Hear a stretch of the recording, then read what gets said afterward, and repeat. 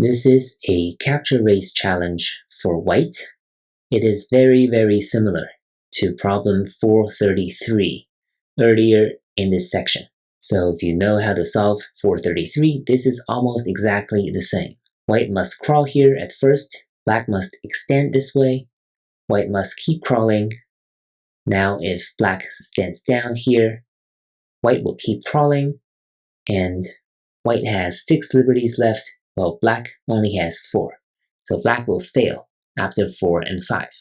But black can try this. If does not cut here, and play something else. Now black will have 5 liberties left, and white only has 4. So black will win this way. Therefore, white has to cut here and use a very common technique now. We've seen this technique many times.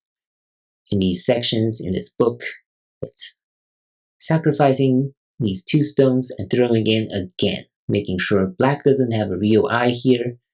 And now black's liberties are very limited. Only 4 liberties left, and white also has 4 liberties left, and it is white's turn. So white will be able to win this race to capture like this.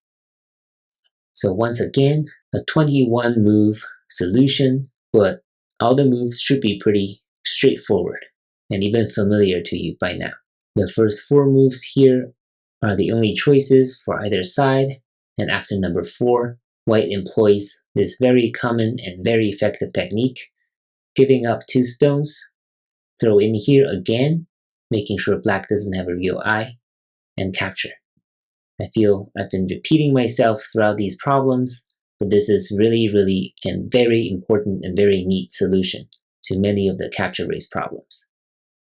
And it will come in handy in real games. So make sure you understand what's going on, and let me know if you have any questions. Good luck, and thank you for watching.